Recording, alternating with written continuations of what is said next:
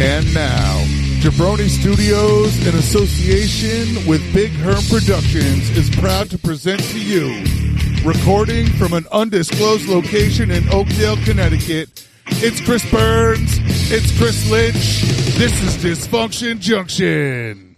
The banquet beer. Oh my God, already. King of All Podcast. Right. Yes. Look, we thought we had one birthday to celebrate this week. We actually have two. So right off the rip, before we get into the intro, happy birthday to Mrs. Lynch. Megan Lynch. She turns 39 today, and, For the 10th time.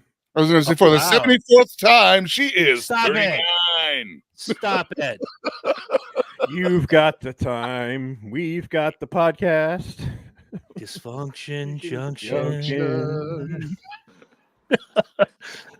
A more patient and wonderful woman I may never know in this life, other than Mrs. Herm, because she's got to deal with. I was going to say you've met my wife, haven't you? Yeah, bingo. Because they have to deal separately, Jennifer and Megan, with you two morons.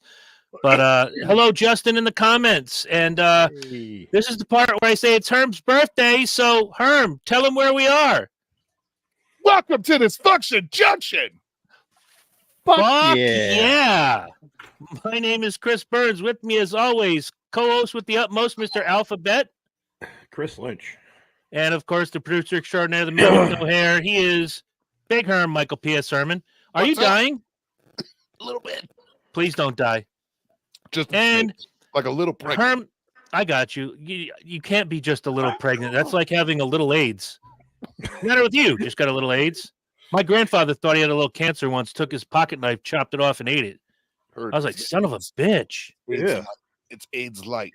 Dudes were tougher back then. And you for Herm's birthday, he had a request.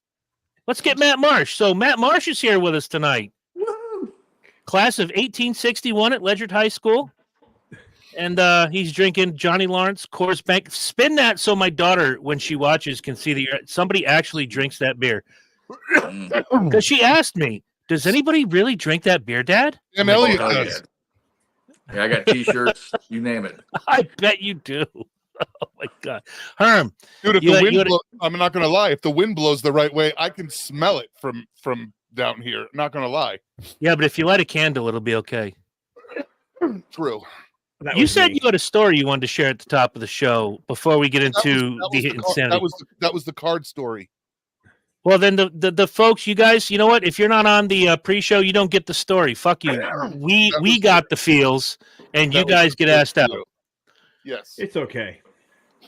But I have to ask, I want to take 5 minutes, maybe, depending on how long-winded Lynch gets. If you are the chairman of a major entertainment company who just recently sold your stake in the company for multi-billion dollars, and you're paying a woman to shut up that you were having an affair with her for years, why wouldn't you just pay the bitch and avoid a fucking lawsuit? Because he likes to poop on girls. I heard that too. Quite a shitty thing to do. Listening to okay. If the story is true, there are some really fucked up allegations in what she's saying. Mm-hmm. Like using dildos on her that he's used with other women that are named after talent. That are Here comes the Big Show. Vince McMahon we're talking about here. Having an affinity for poop. Have you watched his program? It's fart jokes every time he gets on television. I mean, I don't put it past him, but I don't know, man. I think if there were a nominee for the dumbest man on the planet, there would be he blows the competition away. Just pay the girl the fucking money, shut up, and move along with your life. Not disparaging that in a bit. You're right. He would stepping down, and the timing of all that was not a good look. Well, on both sides, it's not a good look. No. I'm gonna bring a lawsuit right after you signed a $50 billion deal with Netflix. Yeah. So Will Fugazi. Whatever, man. He's just dumb. Can you bring up Ryan's comment for Lynch? Thinks with his dick. I guess you could say he shits on the competition. Well, yeah. More than one way. Right. He's dumb. That's it. Look at it this way. In 1988, there was sexual allegations against him, settled out of court. Again in 2004 with one of the talent, it's settled out of court. If you put your hand on the hot stove and you go, "Oh, that hurts," you know not to do it again. How many times is this motherfucker going to put his hand on the hot stove? Well, some people just don't have that gene that maybe. Oh shit! I shouldn't do this again. Or maybe they're like me. Maybe they put their hands in hot shit specifically so that they're constantly burning them, and they're their conditioned. hands are desensitized. Maybe he's just conditioned. He's conditioned. I mean, and I mean that metaphorically. Like maybe he just can't keep his fucking hand off of hot shit, so it doesn't matter when he touches hot shit anymore. Okay. Because I can understand hot shit being Sable, but this girl looks like plain Jane from down the way. She's not that hot. But at 78 years old, if you can nab this girl who's semi good looking, as David Lee Roth would say, all right, rock and roll, dude. But she looks like the girl that works the counter at Target. She's not that glamorous. And you're gonna lose your empire over this? Yeah, come on now. He's not. She's an easy get. It has nothing to do with it has nothing to do with the how attractive she is or how sexy she is. This is more about whatever his thing is, his predilections. Right, you know what I mean? Like this is the easiest proclivities. Right. This is the antelope I can break off from the herd. This is any port in a storm, Hagen, whatever, You know about Hagen. Don't you lie to me. Trolling for grottopotamuses. That's what I'm talking about. So I'm just throwing it out there. We can talk about Vince McMahon next week, but I wanted to throw it out there. If I had $1 billion, I'm certainly not going to be pegging some office chick and say, "Hey, if you shut up, I'll pay you $3 million," and then not pay her. Yeah, big fucking problem. We'll talk about that next week because I have a lot of different things I have to say about that subject that include the text messages. I don't think a 78-year-old man with a vocabulary, and you've all watched the show, how he uses certain vocabulary, that he sent those text messages. It sounds like a 15-year-old wrote them. Oh, well. Yeah, I mean, like, I don't know his text style. When you think with but I dick. do know, you know what I mean? Like, we all know how Vince has a tendency to speak. Mm-hmm. Yeah. He's very verbose. I'd be very curious to read the text messages and the back and forth just to see if I get a feel like, maybe. Because that's a lot of shit you can't change. Like, right. How you speak is how you speak, and it's. If I sent those text messages to either of you, and you guys know how my text messages are, how my diction and my gait is, you know immediately that's not Chris. Somebody stole his phone, and he's probably wearing, his skin is being used as a mask by Buffalo Bill way over here. Right. Doing the tuck-in dance to a Bon Jovi song. Put the fucking lotion in the basket. Thank you. All right, so without further ado, because Lynch has to go celebrate his wife's birthday, it's Herm's birthday episode, and he's going to tell you what he chose, and then we're going to dive right in. Herm, I'm just going to tell you, you run this show, so you go around the horn. You tell people who the next... So I decided that we were doing questions from the hat this week. Fan favorite. So it's a fan favorite show, and it's always a good fucking time. So we're going to start off with Matt Marsh. Yay! And you can we don't need an order. We're just going to start with the first question on your list and start with question 1 and go for it. So, and then we'll go to, I'll figure out where we're going from there. So yeah, you just roll it. All right. Because I wrote down like 20 questions I wasn't sure how this was going to go. Fucking overachiever. Number 1, I had, what job did you absolutely hate? I don't think we ever we did what job did you love the most, but I don't think we did what job did you hate. We didn't do what job you hate. Let's go with Lynch first because I know he's got a laundry list. I think the worst job I've ever had was when I was 15 years old, I was a dishwasher at the Fisherman. I fucking hated that job. Hated that job. They hire you to do dishes because you're 15 years old and you're not supposed to be able to operate equipment. But then, hey, can you just drop that in the fryer for me? Okay. Oh, hey, here. Can you take this piece of equipment and move this over here for me? I'm like, and you're not actually scrubbing dishes. You're using the old Hobart machine. I remember that. Oh, yeah, stinking. In the summertime, I started in the summer, June, beginning of summer, June. It was a high school job.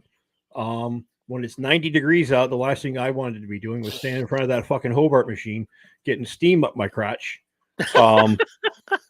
And the relative humidity on my balls was about 1,000. And my boss was a prick.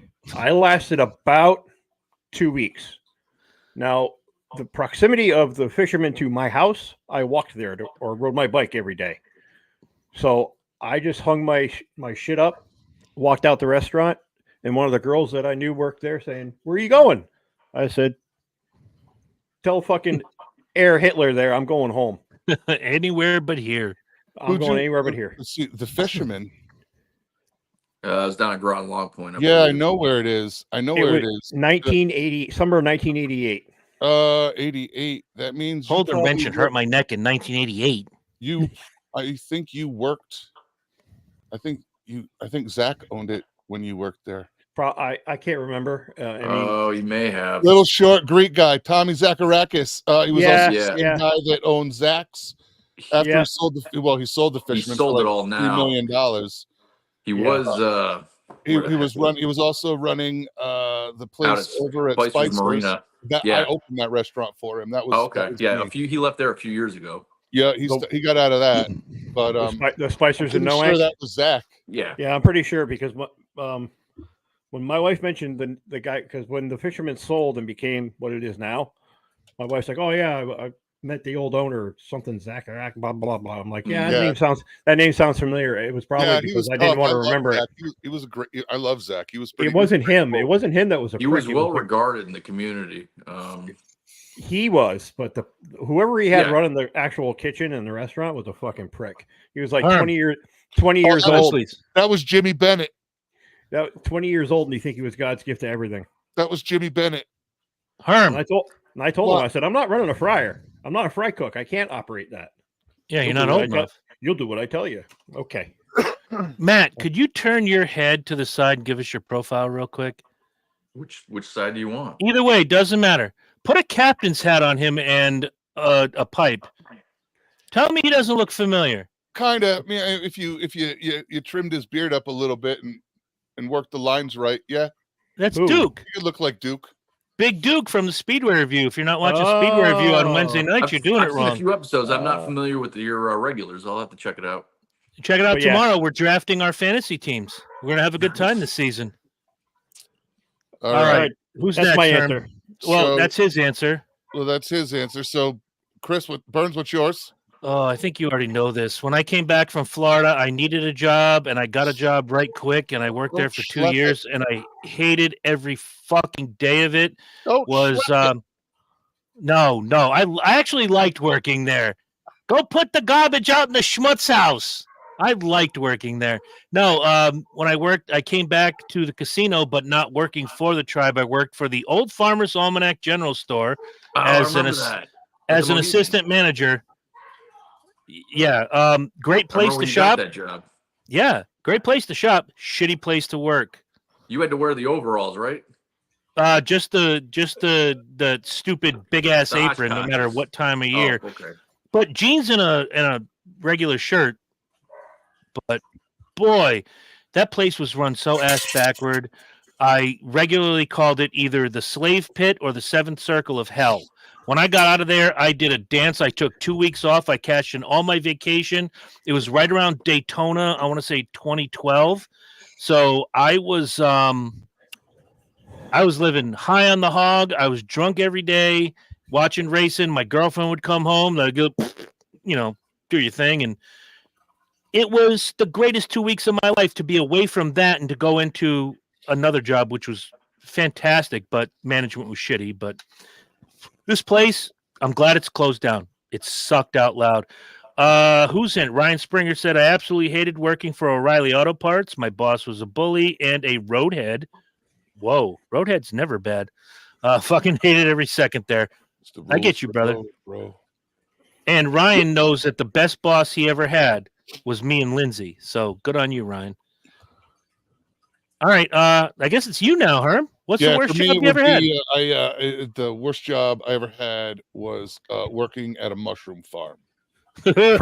Franklin Mushroom Farm. Yeah, You're gonna love mine. yeah. The best stories came from that job, though. It was horrible. Ugh, that's a brutal job. It was horrible. Those are some fantastic stories, though, dude. I ain't gonna lie to you. All right, so Matt Marsh, what was your worst fucking job? Well, I wasn't too far away from you. I was working for the local egg farms up in Franklin. With the, Cough. Yeah, it was cough. Oh shit!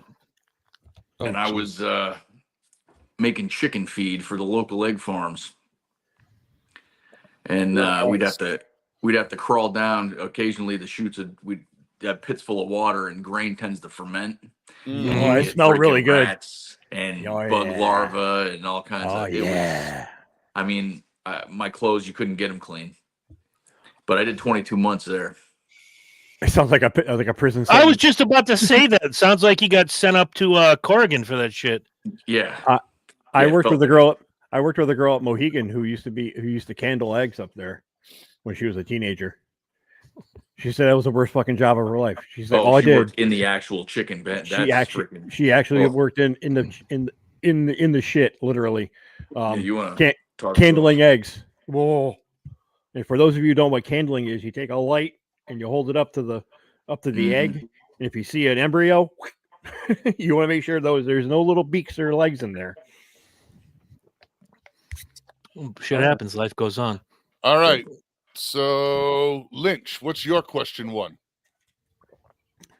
What is the first movie that you remember going to the movie theater from your childhood? Ooh. All right, I'll answer this first.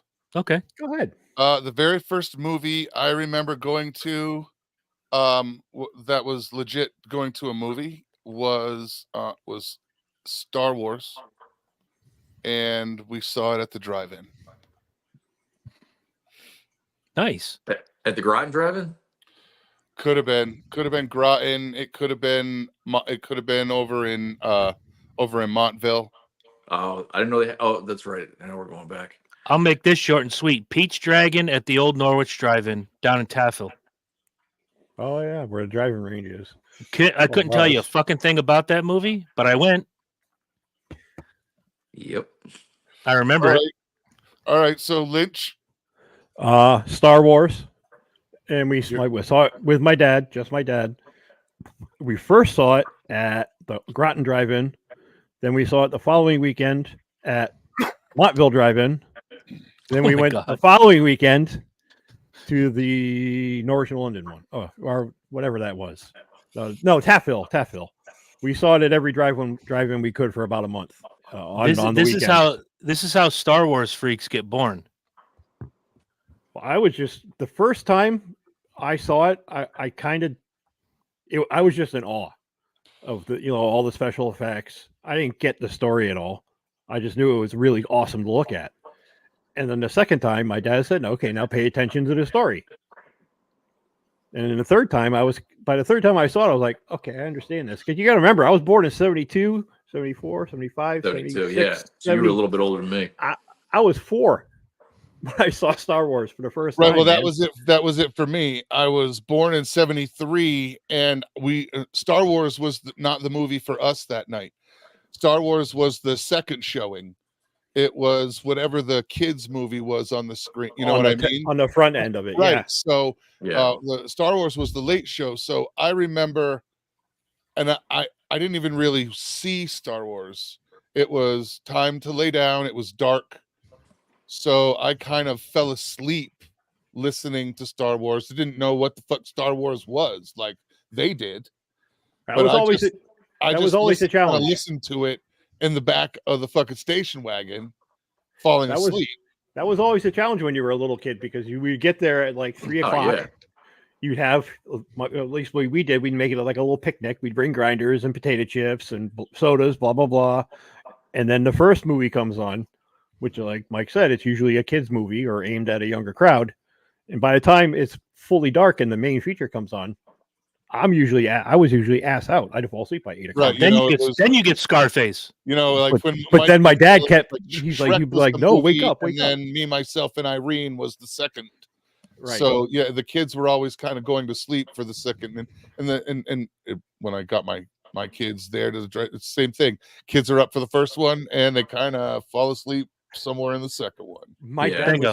My dad was famous for watching the first movie and getting about 10 minutes into the second movie. He's like, this fucking sucks. So we drive over to the other end of the theater and catch 90% of the better movie. Gotcha. Matt, what was yours? I would have loved to have said it was Star Wars, but it wasn't. It was Pinocchio. And for a kid, I must have been probably maybe 5 or 6, and that movie was fucking terrifying. Oh shit! What? Wait, what? Oh, Pinocchio, absolutely. Yeah. The donkeys. That's a dark ass freaking movie. Try watching it now. The original movie is super fucking dark. A lot of those Disney ones were back then. Oh, they were lovely. Oh yeah, but they want to remake Bambi and make it all happy. Fucking not have Bambi's mom die. Eat shit. Right. You look at Pinocchio. It's like we take the little boys and they never come back. They don't come back, little boys. Yeah, they go to Epstein Island. You watch it You watch it now. They want a Transylvania. You watch it now as an adult in your 40s or 50s. That's what I'm saying. Dark. You get a whole. I'm gonna look into it. The original, watch it from a point of adult, and you're like, Jesus Christ. All right, all right. You got my attention. I haven't. At the end of the movie, because there's no football list at the end of the movie. At the end of the episode, yeah, fuck it, I'll do it now.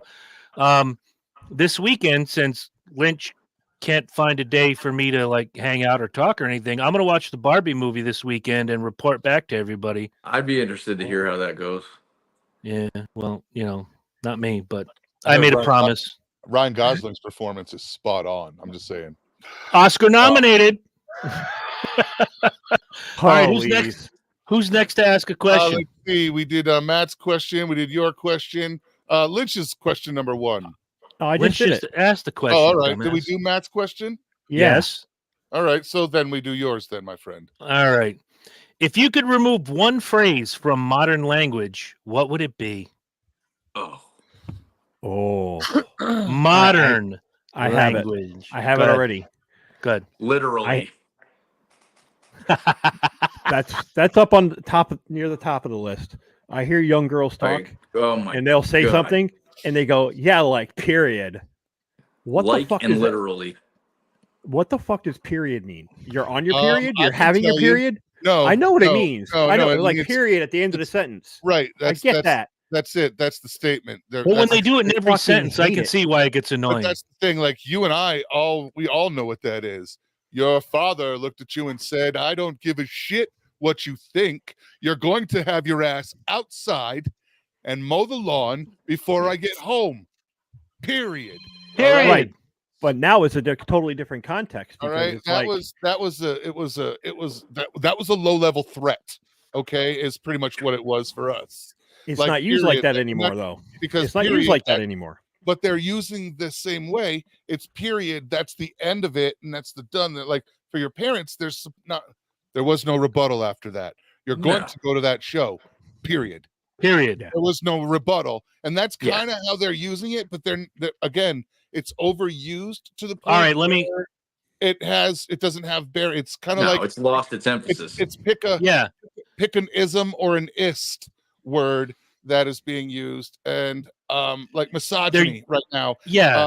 Oh my God, is misogyny, and I'm not saying that misogyny is not a thing, that it doesn't exist. However, anything that a lot of females don't agree with because you bang out the truth or your opinion is different, you're a misogynist. Well, no, I have a different opinion than you or do. A bigot or a racist pick your favorite fucking. I'm not disrespecting women. I'm just disrespecting your particular point of view right now. I think to go on your point, when people nowadays, and like Herm said, it's mostly females that will, period, like a point of authority. This is how it is. period. No, you're stating your opinion and then saying period as if that's the end of discussion. Shut it down.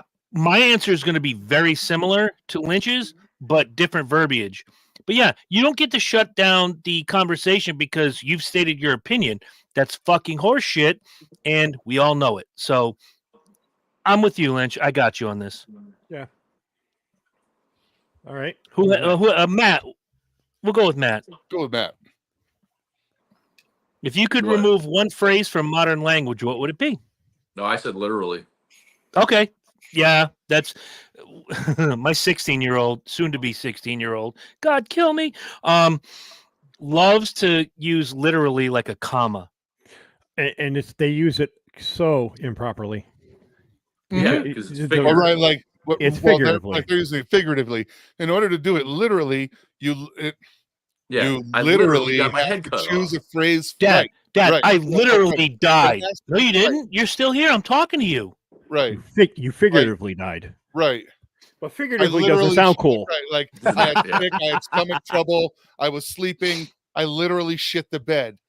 That is it. You did something right. That is the proper usage. I shit my pants. You know what I mean? I literally shit myself, and that's it. You did something that it is only written of, and yeah, they use it.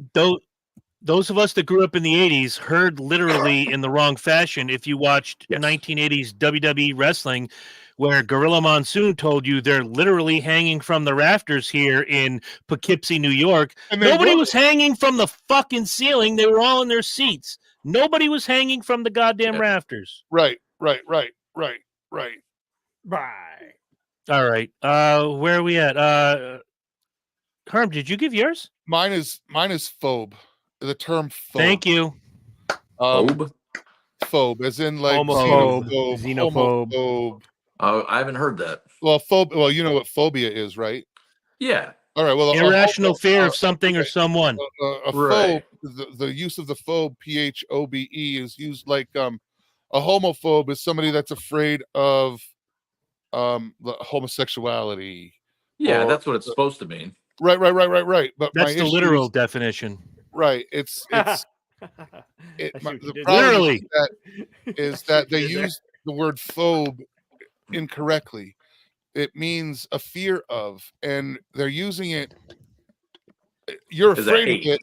If you don't agree with it, you're afraid of it. And I might not be afraid of it. I might just not agree with it. Yeah. Okay. Correct. I'm a bullet phobe, but like I'm afraid of bullets. Why not? Bullets can hurt you. I mean, that's complete phobia. I am afraid of bullets. We're not making all 20 questions. I have a severe allergy to bullets. You know what I mean? I break out in dead. Yes, I'm a projectile phobe, but no, just using it to mark, and this they use it the same way that the other side uses woke.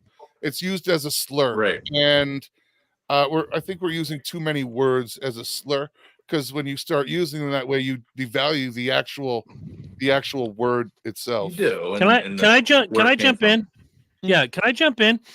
And I'm only speaking for us on the panel, Matt maybe included. When we use the term woke, we're focused. We are looking at this section of society. Not everything we don't like is woke. Okay.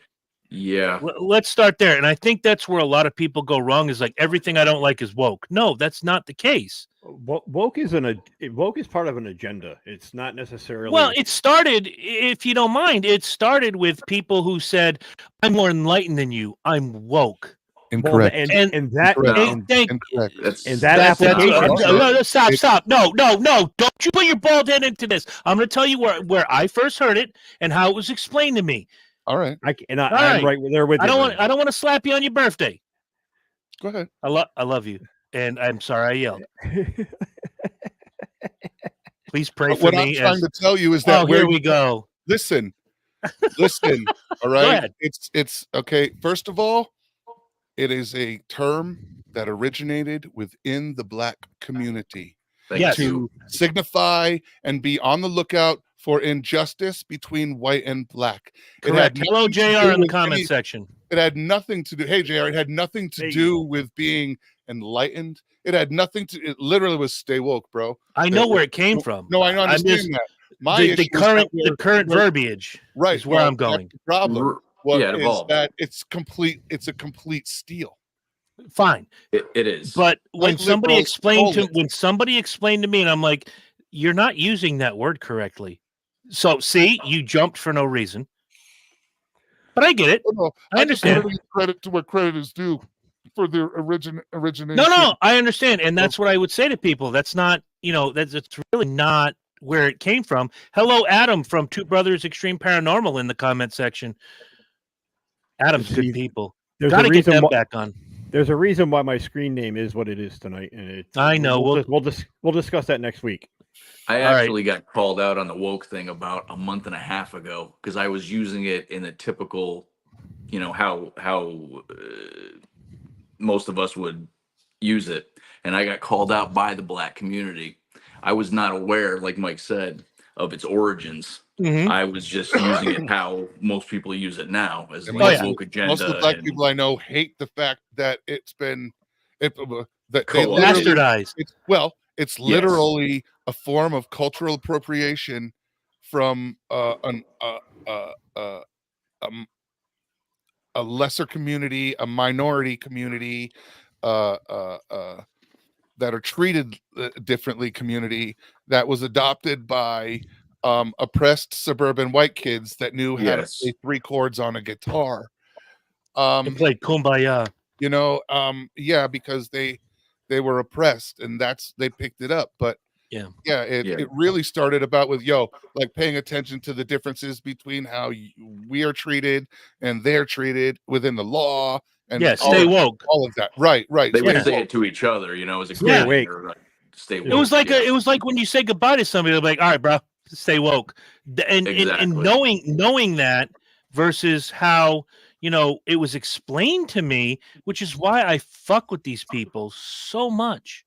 When they tell me, "Well, you're just not woke," well, neither are you because you're a fucking idiot. I am. Get over yourself. I actually know where that term comes from. Exactly. So the rest of us. My response. You're not woke. I'm more woke on you. I know where that comes Bingo. from. Yeah. Who hasn't answered yet? I got called out on my own ignorance about it, and I own that. Well, nobody knows your ignorance better than you, my friend. True. All right. And that's the beauty. See, we can admit nobody knows our ignorance better than we do. Other people can't handle it. Who hasn't answered yet? Raise your hand if you've answered. Here it is. I think it's I haven't answered yet. Oh, go ahead. I just wanted to make sure all 3 of you guys answered. Yep. Yeah. All right. I got 3. I'm going to go through them quickly. Let's go. Dude, when you're in the middle of a sports game, yell, "Let's go." When you want to go someplace, yell, "Let's go." Not everything in your life needs to have "Let's go" next to it. Get over it. Going back to Lynch's point, my biggest pet peeve is the phrase "end of story." No, it's not. You just don't want to talk about this anymore. You're a fucking twat. Yeah, that's like it goes right back to Lynch's. This is how it is. End of story. No, fuckwad. It's not the end of story. Adam, give me a second. I'll get to you in a second. Go ahead, Lynch. It's because of that ideology is why we are the way we are today. Because we're afraid to have a conversation about something we're uncomfortable with or don't understand. Yeah, we'll get to that in another question I have. It's easier to just say, "I don't want to talk about it," and put your hands up and walk away. Well, it's like I do that. Bottom line, right? And I do that. I because do that Stone Cold said so. Because there's certain things like my wife will say, "What's wrong?" I was like, "Nothing." She's like, "No, something's wrong." I'm like, "I don't want to talk about it," only because I'll get upset again. There's nothing wrong with saying I don't want to talk about it, but if you throw the thing, "I don't want to talk about it," end of story, you're an asshole. You're just giving up. The next one, I will eventually say what's wrong. Go ahead. Because she's your wife and you love her. The next one pisses me off because it's a made-up word and it has no real meaning in the actual world that we live in. Cis. I am not a cisgendered man. I am a man. Nobody on this panel is a cisgendered man. We are just men. Get over yourself. Stop making up words. Go fuck yourself sideways with a cactus. Thank you. Fuck you. Bye. Next question. Well, right. point of order. It is actually. Oh Jesus! With the point of order. Go ahead, sir. What are we in a town meeting? It is. It I is a yield medical. to the gentleman from Montville. It is a medical term. That's now. It's a Latin medical term. It is. Yeah, well, I'm not Latin, so fuck off. You don't look Latin. If I, well, never mind. I'm not even going to get into this. I don't want to be deemed a racist.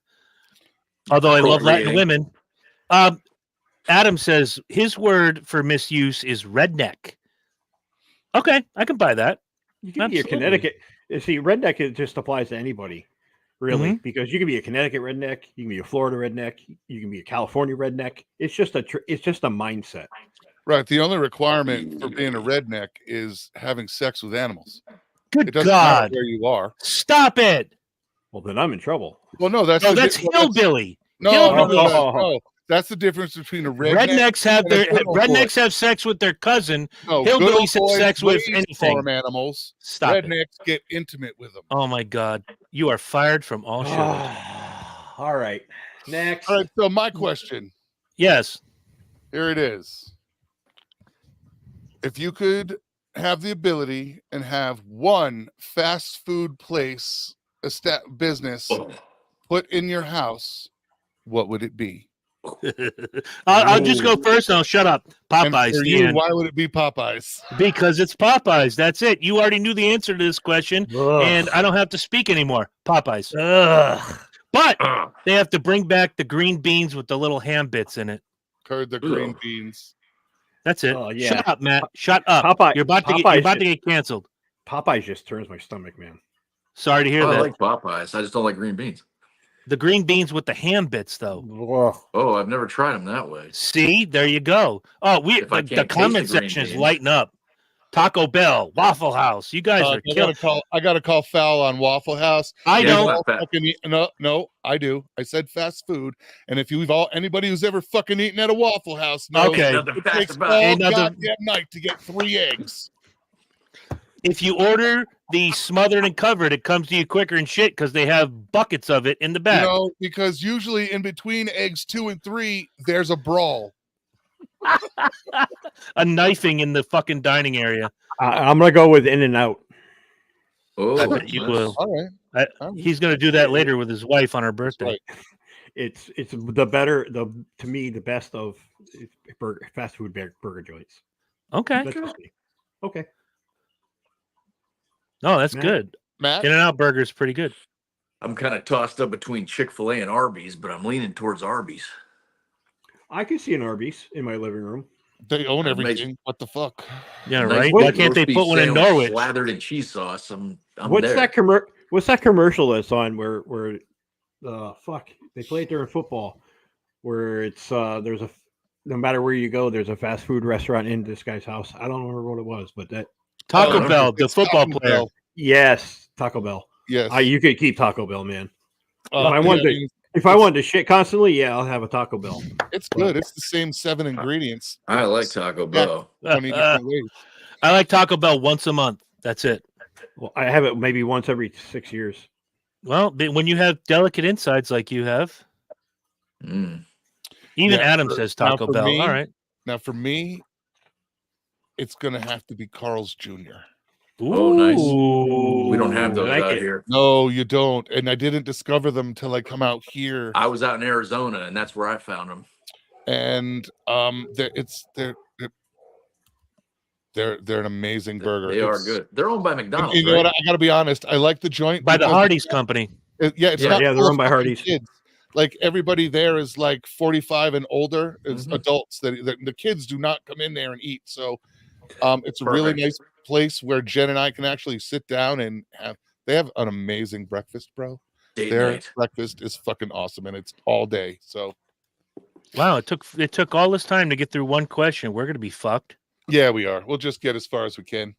All right, Herm, who's starting the next question? We're gonna go with Lynch and whatever question number 3 is. 3. We've got through 1. Well, we're gonna go to 3. All right, fuck it. Number 3. Oh, I like my number 3. I like it already. Okay, go ahead.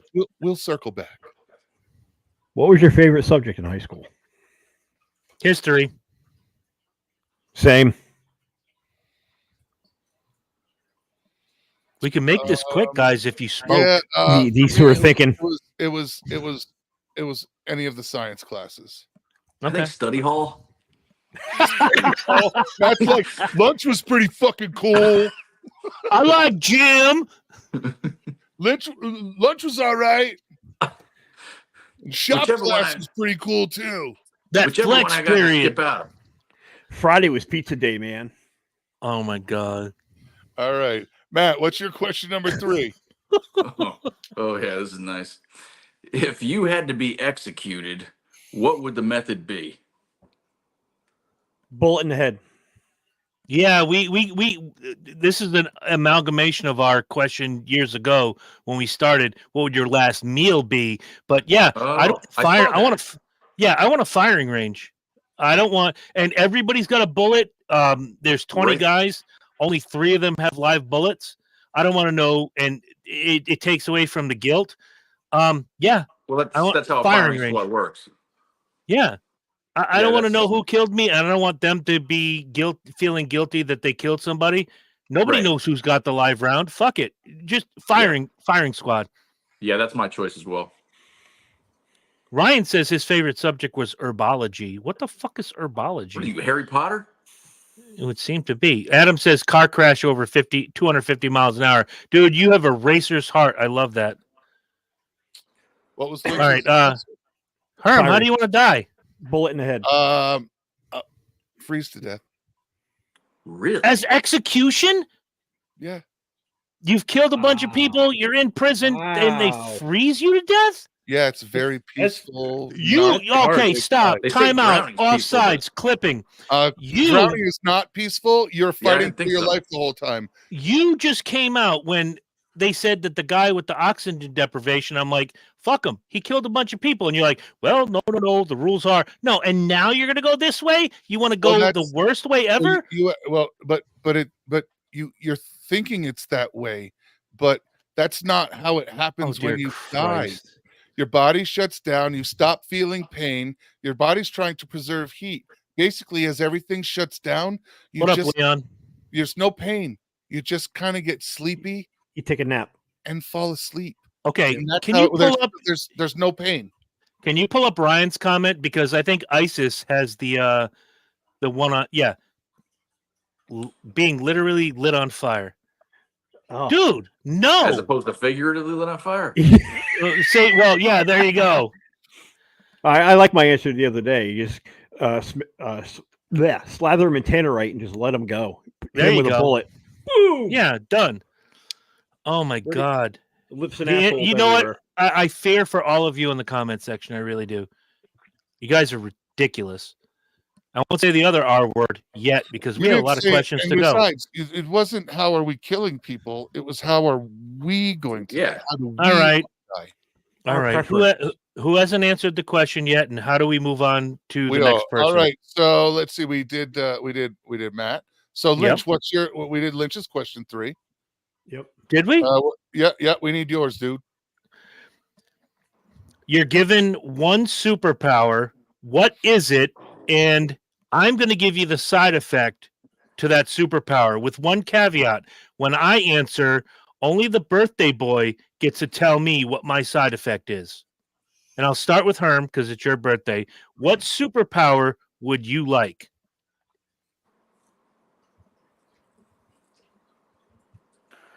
Yeah, dead air is a killer, bro. Well, I'm thinking it's kind of an off. I'd like to be able to know. To be able to know what's going to happen in the future. The problem with that is you forget everything with your past. There you go. All right. Lynch. Flight. Problem with that is you have explosive diarrhea no matter where you go. That's fine. That's the people underneath you's problem. Yeah, well, it's still a side effect. Matt, what superpower do you want? I want to do like that guy in Jumper with the teleportation all over the world and in and out of bank vaults and stuff. The problem is that wherever you go, you're a homeless bum. That's fine. Okay. I look like a homeless bum. No, I look like the homeless bum. Yeah, I was going to say, look above you, You look like Uncle Si from Duck Dynasty. Happy. Ding, ding, ding, ding, ding, ding, ding, ding. Adam says he wants to live forever. The problem with that, Adam, is you will be penniless for that entire time. Ooh. See, I get to pick the side effect, but now here comes Herm, who's going to pick my side effect. If I had one superpower, I would like to be able to lift anything at any weight, anytime, just to be, that strong where if somebody says, hey, I've got a flat tire on this 18-wheeler, I just lift my hand, boom, it's there. What's my side effect? But you're only that strong for 5 seconds. Ryan says you better do it fucking quick, buddy. Quick. Yeah, we're going like a NASCAR pit crew. Ryan says being able to see without my glasses. Ryan, your side effect would be he stole my answer. You can see without your glasses, but you're deaf. My answer, my side effect for you, Chris, is you could be super strong because your anus falls right out of you every time you lift something. It wouldn't bother me in the least. The diverticulitis kills me. All right, so here we are. My question 3? I guess so, yeah. All right, so here it is. Matt Marsh, we'll start with you. If we were to remake the movie Tombstone today, regardless of who all the rest of the cast is, who do you cast as Doc Holliday? Oh. I got to start thinking. Jeez. Oh. Doc Holliday. I mean, Val did that was Val's role. So can I ask a question? Who do you put in Val's spot? What? Any actor from any era or just now? Anybody you think that could do the role? I got it. Okay. I can't remember his name. The guy, the kid, he was in the Bad News Bears and Jackie Earl Haley. Yeah. Good Christ, Lynch, you're a fucking Rain Man. Yep. Usually I am, but he got me there. Him and Corey should sit in a room together. Talk movies, racing and movies and racing all night long. Mm-hmm. Yeah, definitely. No, that's a good pick. I remember watching him in Moving Target, and he was freaking phenomenal. So that's a great pick. He was the best part of the Watchmen. Yeah. I'm gonna hijack it, and I'm doing this for not only comedic purposes, but because he really hasn't made a bad film, save for like 3. And once I say his name, you'll all name those films. Sylvester Stallone. Ooh. And what are the 3 bad movies off the top of your head? Stop or My Mom Will Shoot, Oscar, and Demolition Man. Rhinestone. I liked Rhinestone. Stop Rhinestone. I think that's when we saw in the drive-in. That's not surprising. Oh, my dad loved Dolly Parton. All right, Lynch. So who are you choosing? Oh, Christ.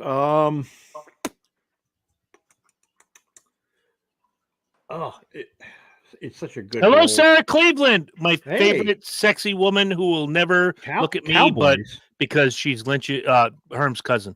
My cousin. I say she's sexy as hell. God damn. Who do I put in that role? It's such a great role. Yeah. Well, we all had trouble with this. Stop it. Fuck. I need time to think about that. Kevin Smith. Matt Dillon. Ooh. All right. Good actor. I think he could do the swagger, and I think he's a good enough actor that he could really pull it off. All right. I like him. He's really good. All right. Cool. So my choice for who do we recast as Doc Holliday if we remake Tombstone, my choice is Sam Rockwell. Fucking tastic choice. Wow.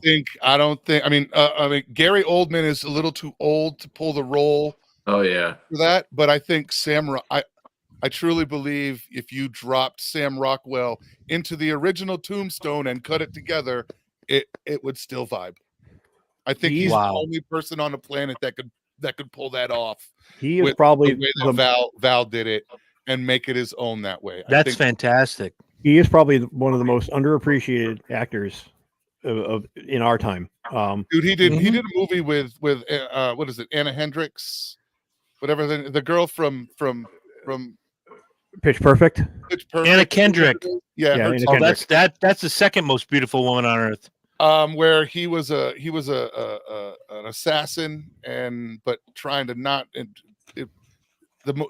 He plays crazy and unstable so well that he's almost stable when he does it. It's all right. It was great. The preview for his new movie Argyle looks really good. Yeah, that looks. I want to check that out. It's by the guy who did Kingsman. So has everybody done their question? We did. All right, Herm, pick the next question, and who's going to start? Question number 2 is going to be me. All right. Wrong. Heard. What one video game are you taking with you to a deserted island? Tecmo Super Bowl. No question. Sorry. Yeah. Sorry. You better take a TV and a generator while you're at it. Well, that's all there. You just have to take one game. I don't care what version it is either. Tecmo Super Bowl. Done. That's my vote. All right, so we got 2. Well, let's throw it to Matt. We'll let Lynch be the main event. Sarah says Donkey Kong. Not a bad pick. Sarah? I was going to say throw it to Matt. Just pick a fucking video game. It's not fucking trigonometry. Oh, no, it's not. I'm going to go with Borderlands or Gears of War. Probably Gears of War. Oh, Gears of War. I mean, like, if you were going for the long haul, you could go Red Dead Redemption, which is like 219 total hours of. It's the longest game on the planet. It was so long, I got bored with it. Yeah. I would pick Grand Theft Auto 5 because you could go a million different ways in that game, and it's never the same. Because I love games like that. Your actions determine the outcome later on in the game. Like are you slapping hoes? And you're also 3 or 4 different people in that game. Yes, and Red Dead Redemption would be a number 2. Are you slapping hoes when you're playing Grand Theft Auto? Like you just beat them and slap them around? Depends. All right, you're like your mood that day. Yeah. Well, you can, but you can't do it a lot in 5 because if you rough up too many people too bad, they'll. Unlike previous editions, they'll come find. Now the cops are looking for you. They will find you. Throw the latest comment up here because we just had this conversation off air. Herm, you're looking like your dad. That's not a bad thing. Yes, that's not a bad thing at all. It's happening. It's happening. God bless you, Leonard. You're the best. Let's Metal Gear Solid 4. What up, Chris? This is Randy. Oh shit, Randy. Answering on Ryan's gimmick. Randy, I give a different last name every time I see him. Randy Orton, Randall Cunningham, yada yada. But he says I can't read that. And MGS4. What is MGS? Metal Gear Solid. Okay. All right. Well, thank you, Randy, for checking us out, man. We appreciate it. Tell your friends. Tell your family. Tell the person your enemy you hate the most. Yeah. Just tell people to watch Dysfunction Junction on a Tuesday night. Who's the next question, Herm? You are. Question 2. All right.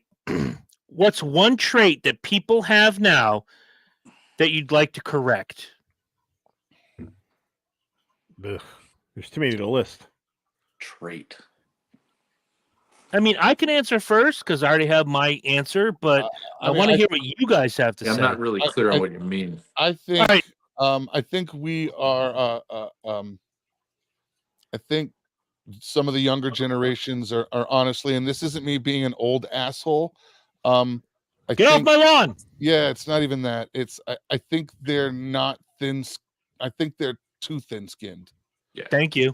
We were really, really thick-skinned, and we tried to soften it up a bit, but I feel that somewhere we went swung too far, too soft. We overcorrected.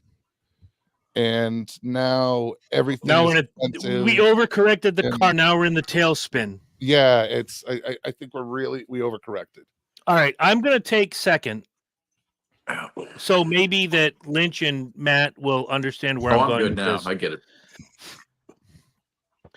I look at guys like Herm and Lynch, and we've had disagreements. And when I say we've had disagreements, they are knockdown, drag out disagreements. What this generation does not have, and when I say what's the one trait that people have now that you'd like to correct? Communication. Nobody knows how to communicate correctly. When Herm has an issue with me, he brings it up. We solve it. When Lynch has an issue with me or me with the other guys, we solve it. There's a reason why I've been friends with Herm for over 30 years. There's a reason why I've been friends with Lynch for over 20 years.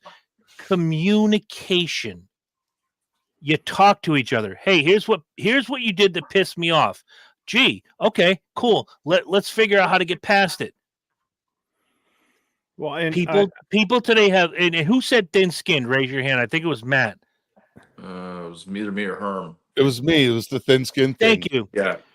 People today are so caught up in what they think and what they want and what they feel that they forget that human emotion exists on the other side.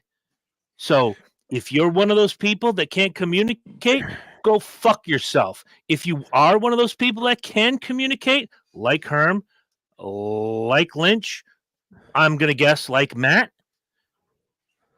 the end.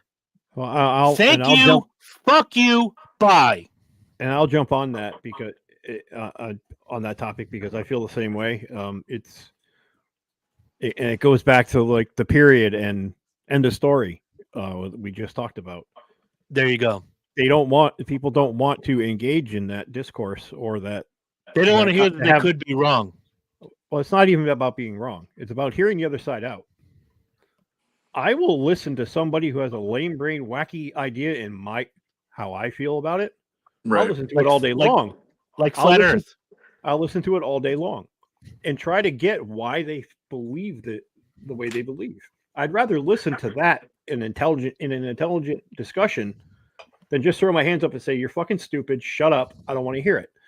That's what we do now. We don't have that conversation. No, Charlie, that's not what we do. That's what others do. Well, I think that was the broad brush. That was the broad brush. Okay. And Charlie Kirk says that all the time. He says, "Why you say these things, but you don't want to have a discussion about it?" Exactly. Why am I a fascist? Why am I a racist? Why am I this? Why am I that? If you're going to put a label on me, let's discuss it. Where you how did you get to that conclusion? Right. You better have something tangible. And I noticed it when I worked at the casino as a supervisor. The first people that complain are the last people to have a solution to the problem. Bingo. Don't come to me with a valid complaint, but no way of executing, and with a possible scenario where it could be a resolution. You do that, I'm discrediting your complaint because you don't feel it's valid enough to actually put some thought into it, put some thought and feeling into it, and come to me with an option. Shit, that might work. End of story. We don't do that anymore. No. We would rather just yell back and forth into this echo chamber of bullshit and tell each other we're wrong instead of figuring out why we think they're wrong. Lynch, we'll talk later this week. I know your wife's birthday's tonight. Because I'd rather hear why this person has that opinion. How hard did you ride me? And this is inside baseball. You guys might not know. You don't need to know. How hard did you ride me when I went through my bullshit and you found out I wasn't, on the up and up, and you gave me the business? And what'd it take? Like 35 days to reconcile? You take the time, cooler heads prevail, and then you talk about it. Yeah.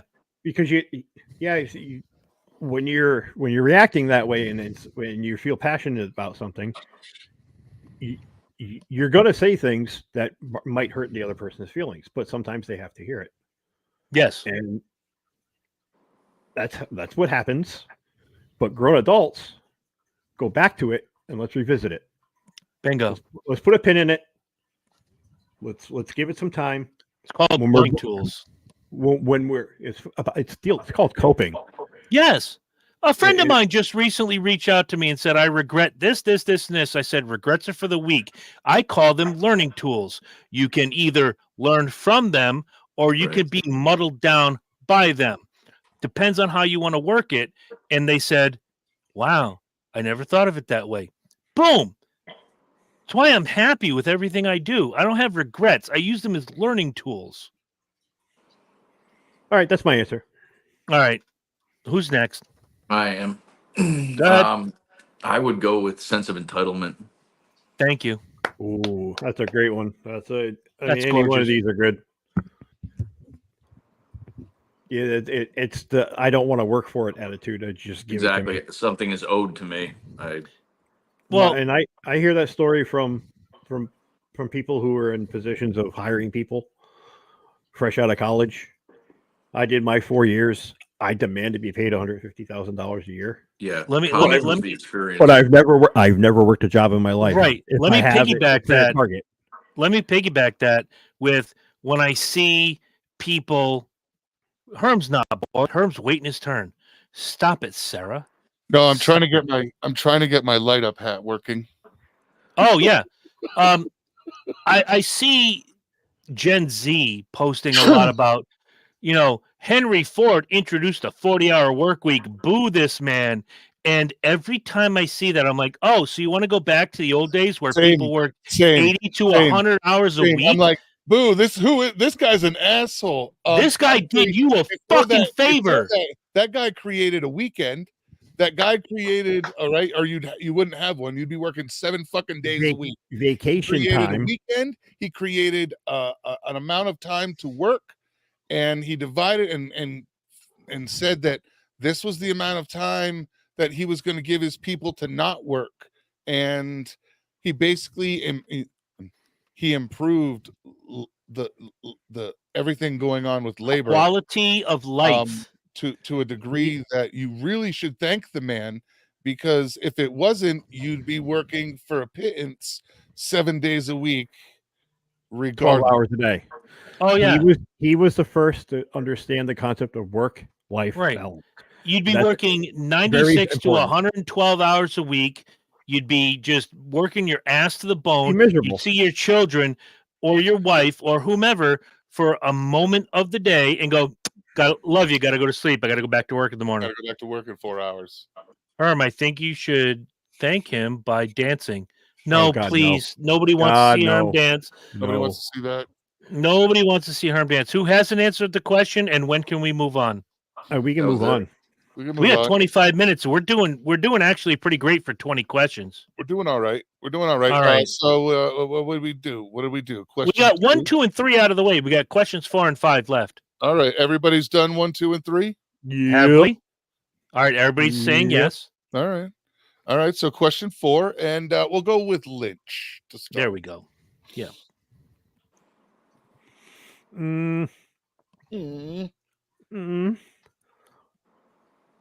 This is just a cheeseball one. What was your worst first date? And it can be any time frame. It could be from teenager, adulthood, current, if you're not married. Oh my God. I'll go with mine. Please do. I was in college, and the girl actually asked me out. Do I know her? No. Because I know one. Yeah, you know one. We had been friends, kind of casually friends. I never really thought of her that way, but she expressed an interest. She's like, we should go to the movies. I'm like, okay. So here I am, wanting to dress to impress and be, make a good impression. The worst day of my life up until that point. Anything that could go wrong went wrong. Wow. Started off with a flat tire. I had to change the tire in my father's driveway. Was she cute? Oh yeah. Yeah. Okay. Go back in the house. If you wasted all this on an ugly bitch. Take another shower, get changed again. The exit on 395 for her house was closed. I had to drive past it and circle back. And this is before the time of cell phones. So I found the nearest payphone and called her and said, "Hey, look, I'm running a little bit late. I'll be there." Pick her up at her house. We go to dinner. We went to Modesto's. I forgot my fucking wallet. So the bill comes. I'm like, "You're not going to believe this. This has already been a bad day." I left my wallet. Motherfucker. I left my wallet at home. Nigga, please. And I said, "If you want to end a date after this, I completely understand." She was like, "No, I'll pay. No worries." And we didn't date very long, just maybe a couple months, but we remained friends. And she would used to bring that up. She's like, "How bad of a day on a scale of our first date? How bad of a day are you having?" I said, "Somewhere in the middle." So we learned a joke about it, and we were friends for quite a long time. I don't think anything could beat that story. She moved far away, and I occasionally see her on Facebook. But that was my worst first date ever. I don't think anybody can beat that story. It was just anything, comedy of errors. Anything that could go went wrong. Wow.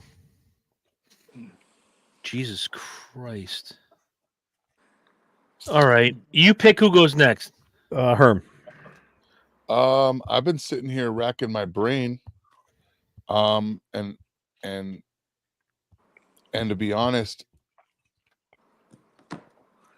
I've never had a horrible first date. I've never had a horrible a date that's gone horribly wrong, ever. Well, you're a lucky guy. I mean, I've had dates that I thought were nothing went crazy wrong. You know what I mean? There were dates that just you all know that it's just not. There's no, the spark isn't there, but right, it's not a bad date or things go wrong. And dates that just never culminated into a second, but. You got lucky. Yeah, and I got to be honest, I've never really had a bad date. My father drilled into me like that everything, dude. You're taking a girl out, you got money. You got extra money, you got extra money, because if something goes wrong, you better have extra money. The car breaks down, you need to have some of this, that. So Dad was real big on that, being prepared for anything that goes wrong. So I was always prepared for it, so it kind of never happened. Like if I had left the house fucked up and not been on point, it probably would have happened a lot. All right, but yeah, I have not had a bad first date. All right, Ryan in the comment section says the girl I was on a date with got absolutely hammered and puked all over herself. That's pretty good. I wouldn't even have lasted that long. I'd have waited until she was hammered, just been like, I'm out.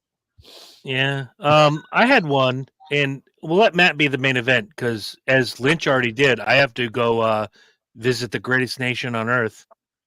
Herm? Heard urination. Urination. I met this girl. It was the one time I delved into the world of online dating. And we're talking. We have a lot in common. She goes, "Hey, my company's having a Christmas party. Would you like to join me?" I said, "Great." She was cute, wonderful, beautiful girl. We show up. I'm dressed up nice. She's dressed up nice. I picked her up at her house. We go to the venue. Beautiful place. And she starts introducing me to everybody as her boyfriend. This is our first date. It was also our last date because you have already, we've not even held hands. We've not kissed. We've not delved into the deepest dark of each other's private lives.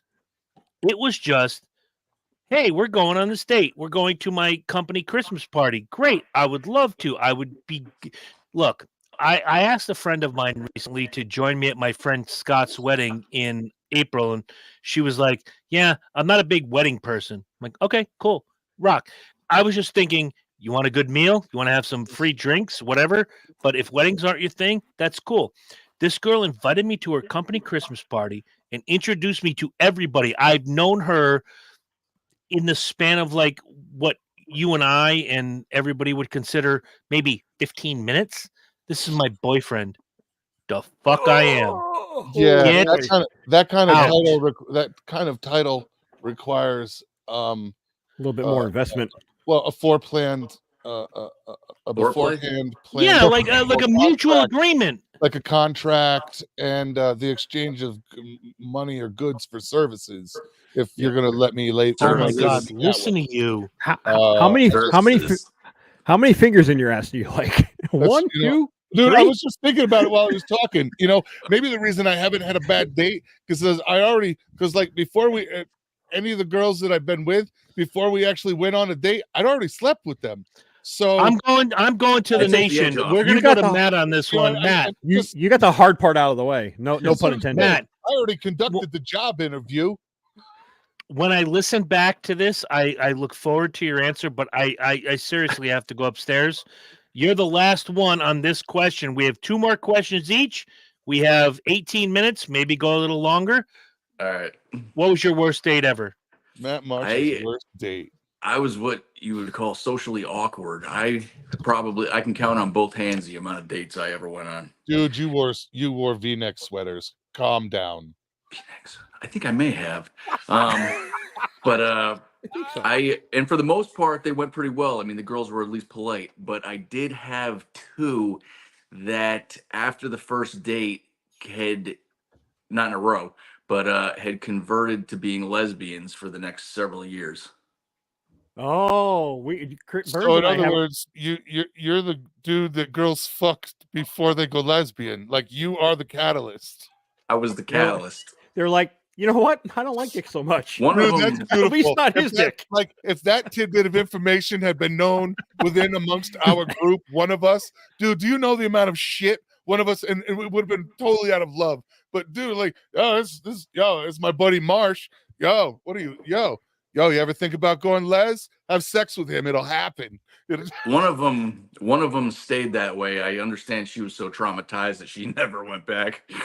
And the other one, I guess, after several years of therapy or whatever, realized what it had been, why she had been affected, and tried another lane. Burns and I have a friend that happened to. He married his first wife, and divorced him and went full les. Yeah. I said, you got the knack, man. Yep. You set him up, I knock him down. It's like playing t-ball against a 5-year-old. Whack right out of the fucking park. But you're not the first guy I've heard say that before. I know a couple other guys. At 50 years old, I own that shit. Right. Well, you can't take it personal either. Really? You know what I mean? No, you can't, because it's probably something they've been thinking about for a long time. Somebody should have told that to my soul. See, you're talking to a guy who's never been in that position. Well, they always start off with, you seem like such a I'm nice lying. guy. And 2 days I'm later, lying. I'm lying. There was a girl I dated in the 90s. We dated for a couple years. We broke up, and several years later, she married a lady. I forgot about that. But now she's back on the pogo stick, so to speak. I could tell somebody else's first date story that went wrong real quick before. Burns is back. Burns is back. Tell the story anyway. Guy goes on a date with a girl. They eat at a restaurant. They're both not feeling good. He gets food poisoning and shits himself in the movie theater. Poor bastard. She runs out of the theater, pukes all over the bathroom. The only thing that could have made that worse. Only thing that could have made that worse if they got little, saucy after the fact, and he reaches down and she's got a dick. That would kind of ruin the mood. That would ruin it.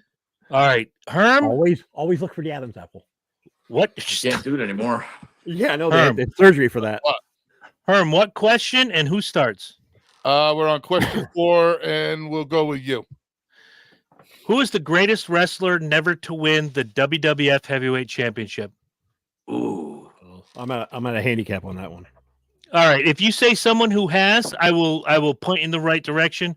Just start thinking of people in your mind, Lynch. I know you're kind of at a disadvantage. I'll throw mine out there. Mr. Perfect Kurt Hennig. Should have been the champion, never was. I think I know Herm's answer, I'm going to lean back.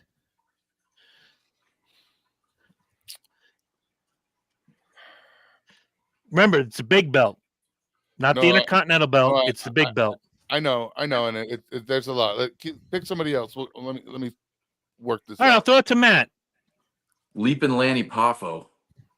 Oh my God! Stop! You can't do that. You can't do that when I have the beverage up to my lips. That is horse shit.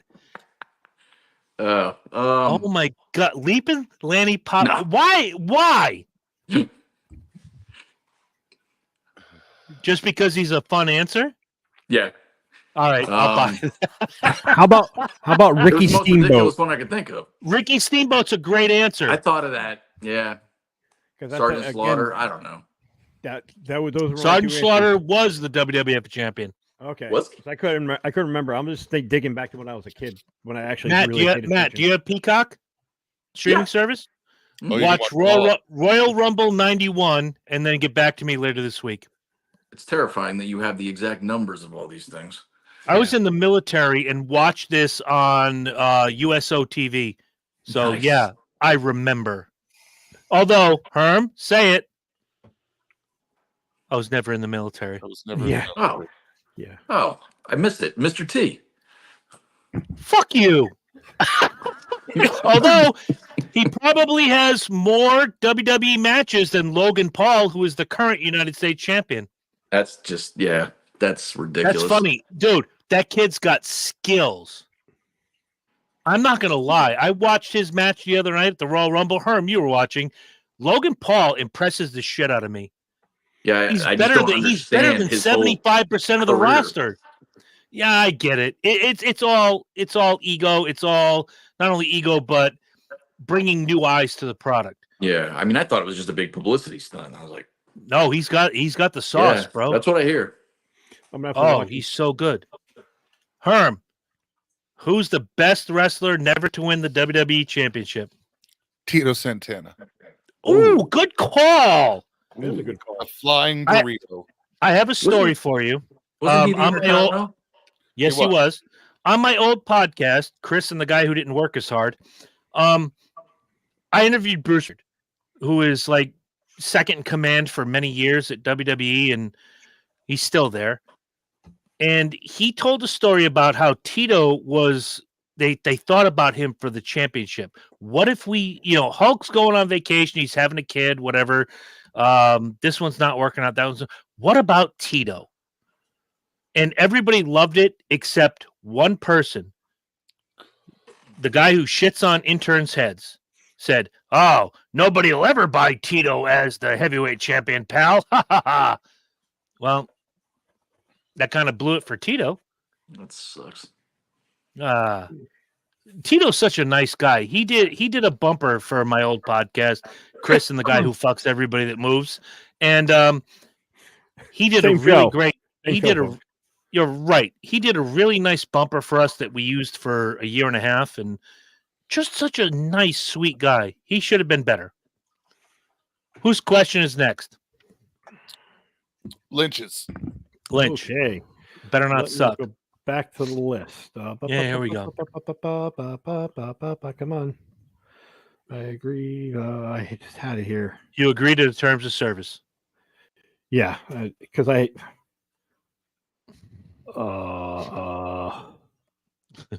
Words of wisdom from Chris. Here we go. Here we go. I don't know if we've asked this one or not.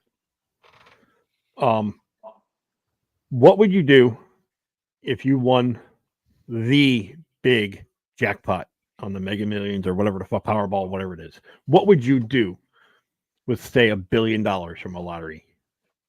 Oh. Go ahead, Matt. I'd change my name and move to Europe. Easy peasy lemon squeezy. Best. I had a lot of time to think about that. Yeah, really. I'd change my name and move to fucking Switzerland. Right. I'd pay off my brother's house. I'd give a good chunk of money to the people that have helped me along the way. Herm, Lynch, Terry, certain others. Give them a really good chunk of change. And then, I'd probably buy an island and crown myself king of the white women. I do the same. I would pay, and I wouldn't just pigeonhole white women because I love my Latino women. It'd be all sorts of women, but yeah, that's it. Yeah, I'd do some of that from afar. Take care of your family first, and then you go nuts. I'd fill a swimming pool, full of Crown Royal, and I'd watch to see how many times Lynch tried to save my life before I fought him off and wanted to drown in the way that I was meant to drown. I like Ryan Springer's answer: pay off my family's debt, my debt, and buy a cabin in the woods and retire. That's a nice idea. Do you have a rifle so you can kill your own food? To me, that's it. That's good. Give me kill you something or other.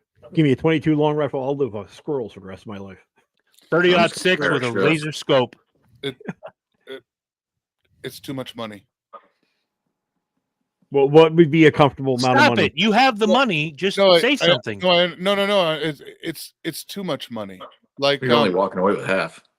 Well, still, even so, half. I don't have. There isn't a lot I have to do, and there isn't a lot there isn't a lot of family to cover on my side.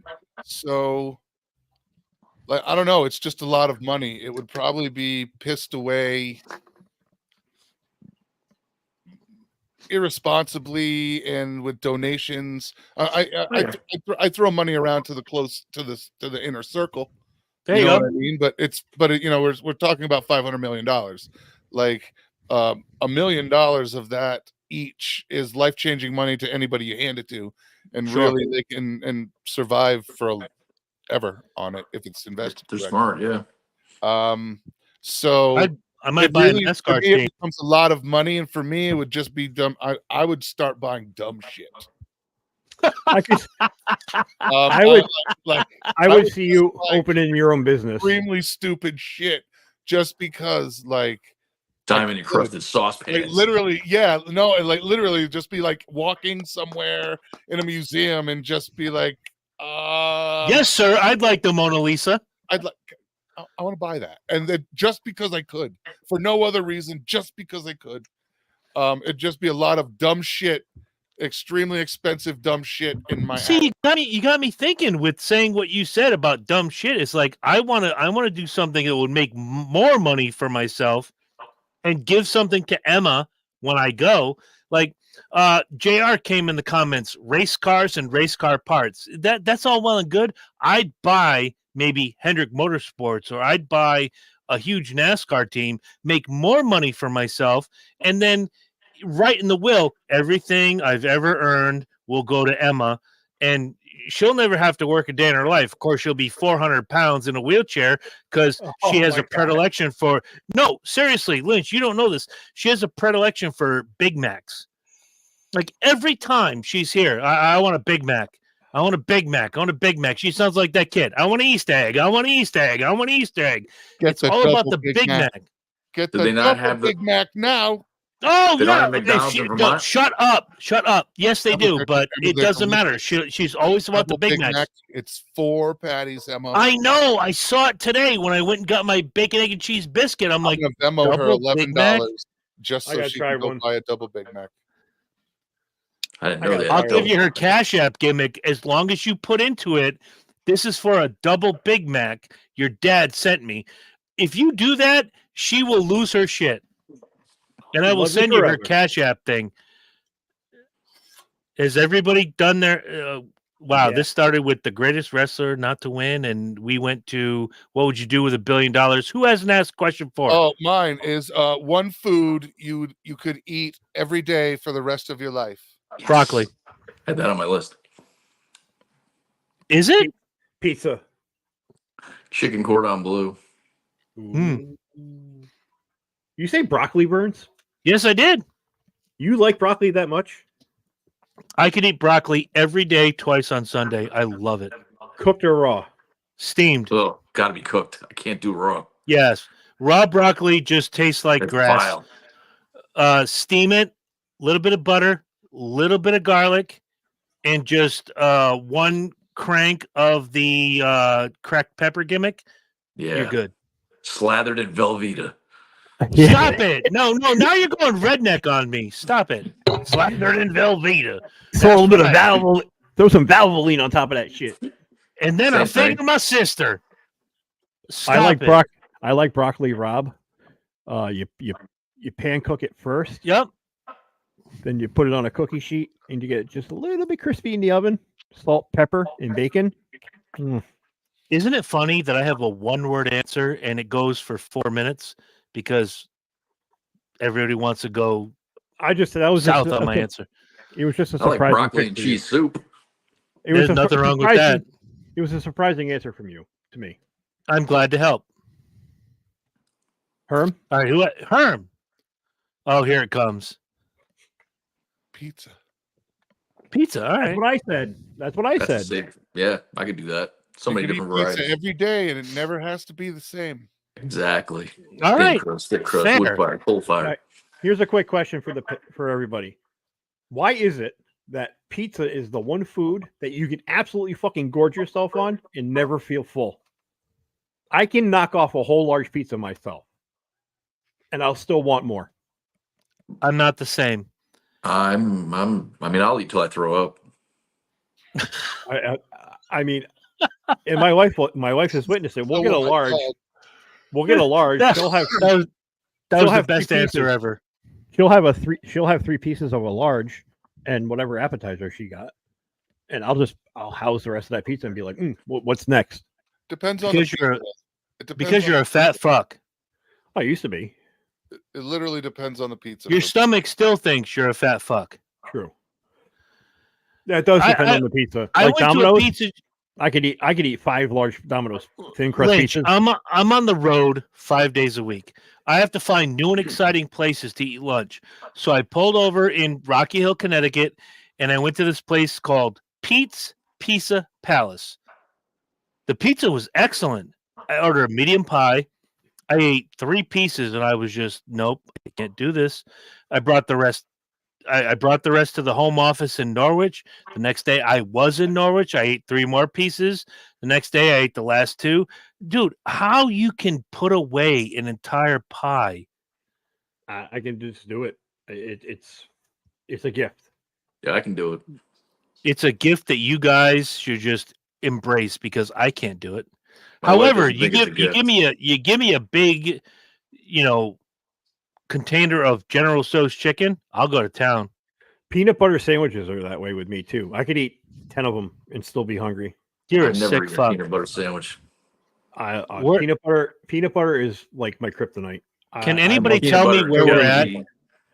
Yeah, peanut butter and fluff. When I was a kid, I don't like fluff anymore. Peanut butter. What do you mean? You're plain peanut butter. Who hasn't asked question 4? I don't know. I asked question 4. Yeah, I asked question 4. Yep. I don't think I did. All right, Matt, go ahead. If you could live in any TV or movie world, what would it be? Oh my God, I almost asked this question. I'll you know what? I'm hijacking. Go. My question was going to be if you could live in a TV sitcom and replace the father figure, who would it be? I like where you're going. I would live in Married with Children, and I want to be Al Bundy. I would live in Star Wars, and I want to be Han Solo. Nice. Well, you're gay. I like Star Wars. I like the Star Wars. All right, fair. Herm's thinking. No, it's I would live in any 30s gangster movie, and I would be Al Capone. Nice, Matt. I want to live in Harry Potter world. Well, you're gay. We figured that out. If for sitcom is a tough one. Sitcom's a tough one. It doesn't matter. No, we're doing a little bit of both. I'm answering Burns's. The reason is, one of the reasons is because I'm lazy as hell, and I want to be able to freaking have breakfast made for me by whatever and clean the house without having to do anything. You want to wake up to the Sorting Hat. Yeah, I get that being Al Capone. So next, Wait. I'm gonna give Herm his just desserts real quick. There's one movie character who I'd like to be, and I have to figure out what his name was because I can't. Okay, here it is. If we're talking movies, I want to be Tyrone from DC Cab. Was that the dude with the curlers? Yes. Yeah. The little skinny black guy with the curlers. Yes. My dad went to Vietnam and thought he was Jesus. When he came home, he didn't think he was Jesus anymore. He thought he was God, which made me Jesus. Because we talked about DC Cab last week, so yeah, I remember. DC. Oh my God. That doesn't say Lee, that says leg. You should have stayed in school, fool. Oh my God. Jesus. All right. Are we at the who hasn't asked question 4 yet? That's all of us. All right, we got question 5. Let's get this out of the way. Let's just fucking rock this to the end. Happy birthday, Megan Lynch. Thank you. No, you're not Megan Lynch. I'm saying thank you for her. All right. Herm, you're running the show. All right, you. Last question. Go. All right. If you had a warning label, what would it be? Does not play well with others. Fair enough. Lynch? Yeah, same. Marsh? Don't date because you'll turn into a lesbian.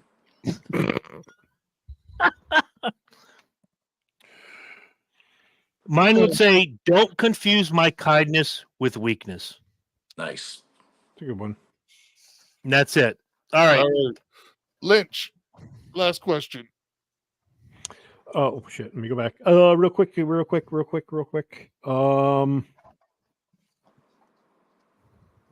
What is the number one item on your bucket list? I don't know if we've done this one.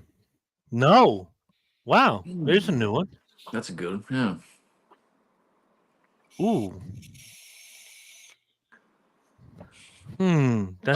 I'll answer that first. That's easy. Okay, go. I want to do a food tour of Italy. I want to hit the number one dish in every region. So, like, I want to go to Rome and go out and get the original bolognese recipe. I want to go and eat the carbonara in the mining town. I want to go and eat bolognese from Bologna. I want to eat my way through Italy. Yep. The tour of Italy, not the one that you get at Olive Garden. No, more like the Stanley Tucci show. Yes. It's a great show. Man. That's a great show. It's basically like he turned my idea into a show, but literally that's what I want to do. I want to tour Italy for like a month and just eat my way through Italy. Mine is very similar, but it's European cuisine. Go through, and I mean all of Europe. Yep. All of Europe. Even like Poland. I mean, I grew up on Polish food on one half of my family, and I can appreciate it for what it is, but I just not being a drinker anymore, I would still like to witness Oktoberfest in Germany. Oh, nice. It's just one of those things where you're like, I've heard it's an unbelievable experience. Even France, I would either want to go to France, even though I heard most people that go to France, at least for the food. The people, you can keep the people. I'll go to France for the food. I'm all about the food. Yeah. Scotland, eat me some haggis. Mm-hmm. Hey, we've all eaten lips and assholes at one point in our life. We've eaten hot dogs. Agreed. And some of us date ugly women. Yeah, I'm real similar to the rest of you guys. I'm all about food. I want to do Viking river cruises through Europe into Russia and do food tours up with them. I'm going to show my redneck side because there was a guy from our town. There was a guy from our town, and these guys might know them. And Matt, you might know him, Matt Litwin. Yeah, I remember Litwin. He was radio for a while. No, Josh was the radio guy. Oh, Josh, you're right. Matt was the older brother? Yep. Yes. Yeah, Matt Litwin got to drop the green flag at the Daytona 500. Oh, wow. And if there's one thing I want to do before I die, that's my bucket list. And if anybody's watching, and maybe some of you NASCAR folk who, double down and watch Speedway and this show, if I could be in that perch and just drop the green flag when the race starts, that's always been my number one dream. I don't want to be on stage. I don't want to play in front of, 100,000 people. I don't want to be Taylor Swift. I don't want to be Gene Simmons. I don't want to start center field in the New York Yankees.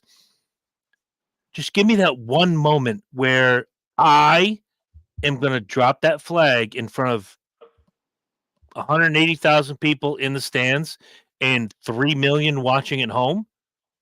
That'd be it for me. I'm good.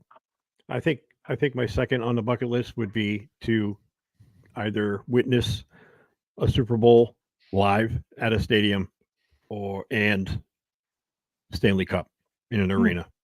Well, the funny you should say that. My second on the list is to be penetrating Taylor Swift.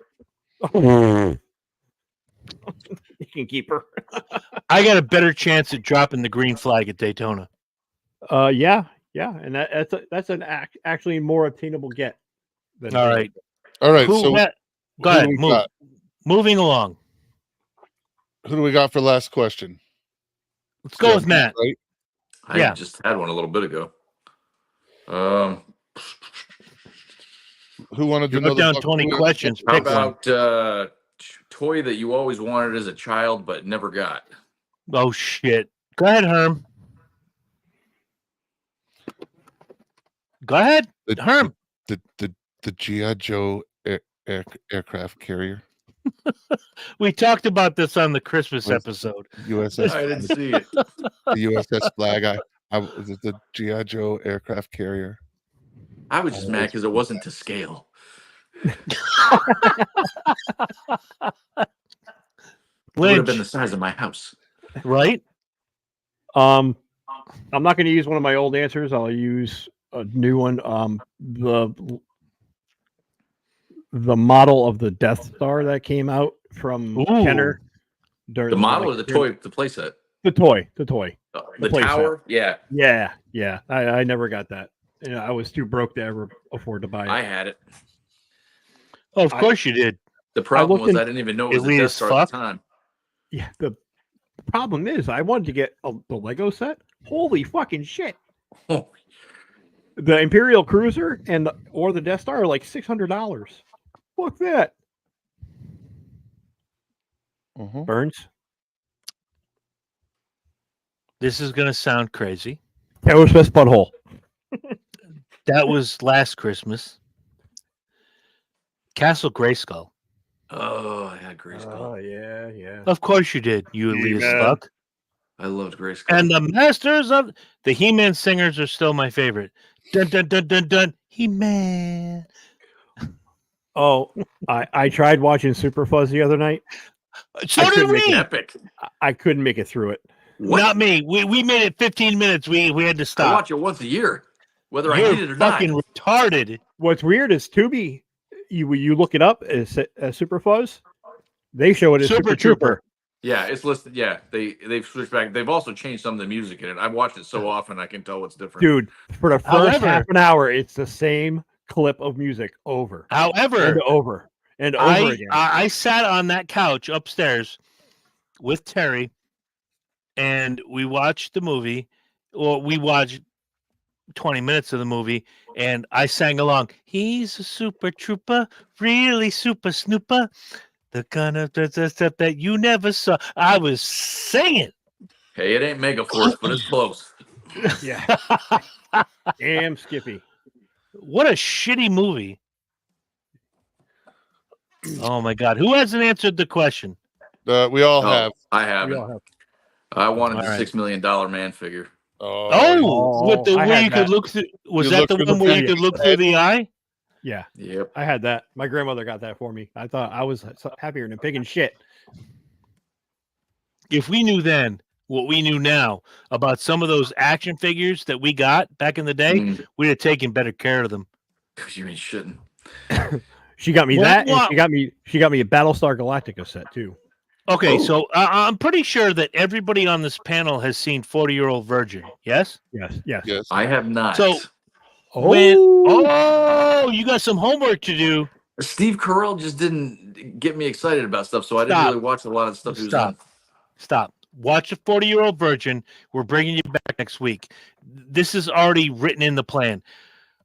When the guys come into his apartment, he's like, "You have the $6 million man's boss?" He goes, "That's Oscar Goldman.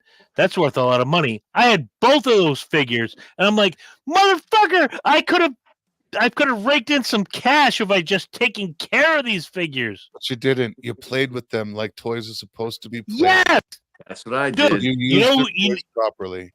You know who had all 4 Kiss figures in 1979? This guy. Do you know who's pissing themselves because he beat the shit out of those? This guy.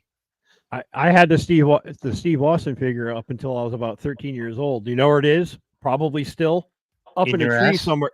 Up in a tree somewhere in my mother's backyard because I tied a fucking parachute to him and then making a homemade parachute and throwing him up in the air. It worked until it didn't. Okay. Before we go, I got to tell you this story. When Sergeant Slaughter left WWE to go to, wherever he went, and because G.I. Joe figure, the Sergeant Slaughter figure came out, and they were like, WWE was like, or WWF at the time, well, you have to give us X amount of your profit. He's like, fuck you, I'm out. I got the Sergeant Slaughter figure. And much like Lynch, we did stupid shit with the Sergeant Slaughter figure. At one point, we taped him, duct taped, to my buddy's shed. And his dad was a Vietnam vet who thankfully taught me a lot of good things and taught his son a lot of good things, but this wasn't a good thing. He was teaching us how to work a crossbow, and our mission was to behead Sergeant Slaughter. Oh, man. That sucks. That's dark. It was so much fun.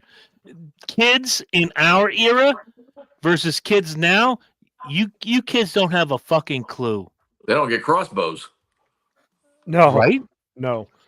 See, I used to waste a lot of money on like snap tight model cars because they were easy to put together, and then just put like firecrackers in them, and like get my dad's video camera out and watch and videotape them exploding. You're a sick fuck. I did some. We used to have BB gun wars and shit. Remember? Oh yeah, darts?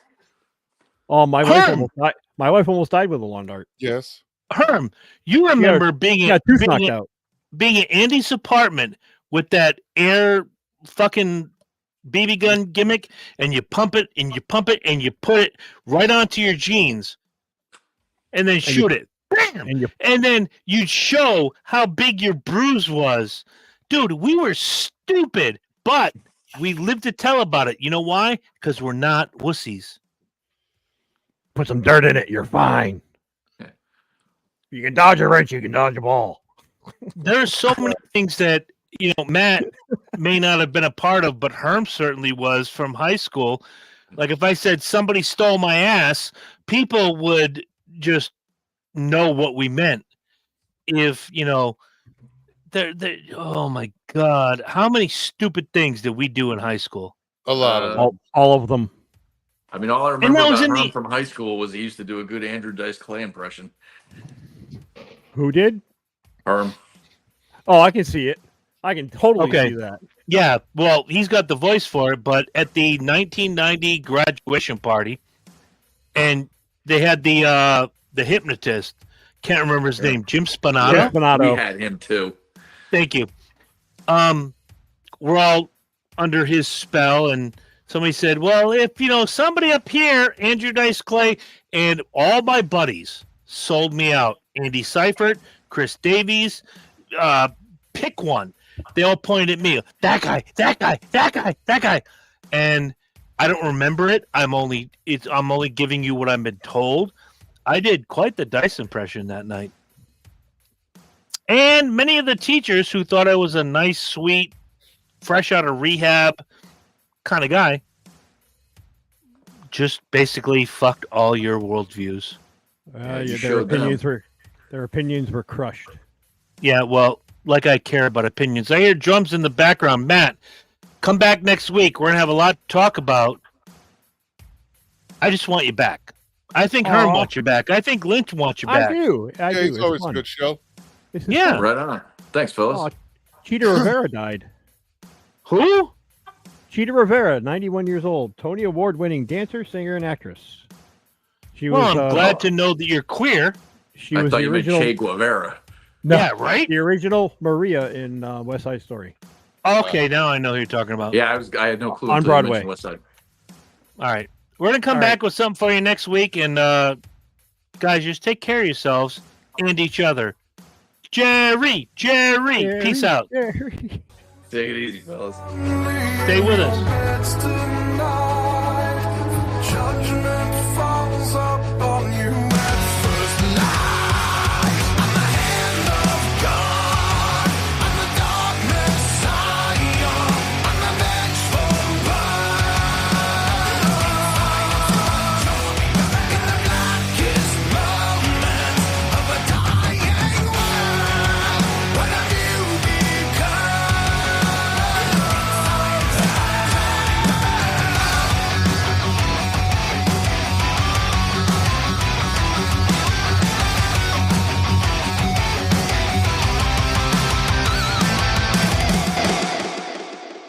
I'm surprised that Lynch, being as many edibles in as he is, hasn't asked one question about butt stuff.